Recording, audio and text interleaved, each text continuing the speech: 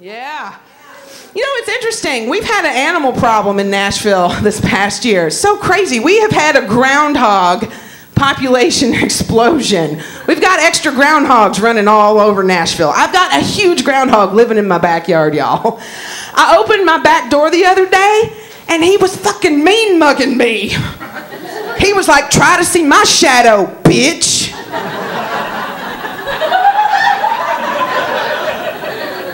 I was like, okay, Mr. Groundhog, okay. And you know, I don't want to kill him. I don't want to kill him. I want to trap him humanely and take him out into the woods and release him. I think that's the right thing to do, you know? But then I got to thinking about it. What if he's a city groundhog?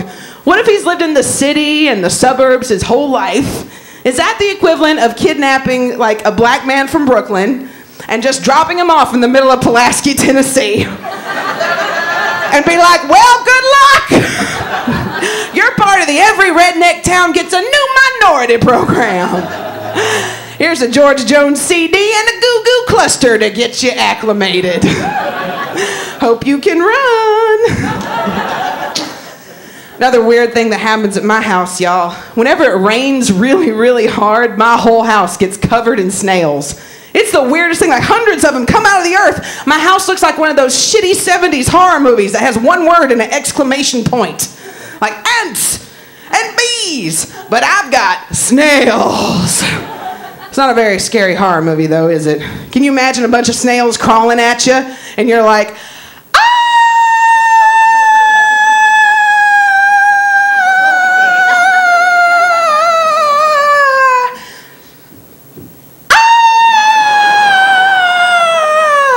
That's my horror movie, y'all. That's mine. I actually do love animals. I do. I used to be a member of PETA, People for the Ethical Treatment of Animals, you know? But I had to drop my membership because some of their campaigns just got a little too weird for me. A little too weird. They had a campaign a few years ago that went like this. Fish in tanks? No thanks. Really, PETA? Where the hell else do you expect people to keep their fish? I tried putting my goldfish in the backyard with the dog. He didn't like it. He asked me if he could go back in his tank. And by ask, he went...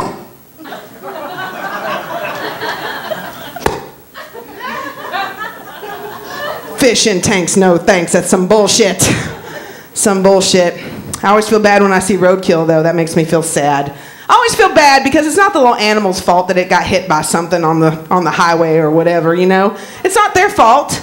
Unless it's a damn bird. It's like, really, bird? You can soar at hundreds of feet. You defy the laws of physics, but you can't dodge a Ford Focus? Fuck you, bird. You get what's coming to you. And your lentil-sized brain.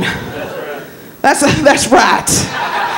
That's right. Y'all ready for the football game tomorrow? Yeah, I know I am too, man. Ladies, I hate it. I hate it when your man automatically assumes you don't know anything about sports because you're a woman. You know, my boyfriend did this to me the other day. He tested me on it. He was all right. He was like, okay, you know so much. Tell me about football. I said, that's the one where really hot black men run up and down on the field, right? I got this. And then he said, okay, tell me about golf. And I said, oh, that's the one where the dude who's half black has sex with all those white women, right? I love that one. Love that one. And he said, okay, tell me about hockey. Ooh, I don't know shit about hockey. I know I love some black men, though. Shit, I'm still a thick white girl. It's in my contract. Venue will provide hot black men. Thank you again for coming, sir. I'll reschedule our date. I appreciate that. Oh, man. I'm so glad y'all are having a good time tonight.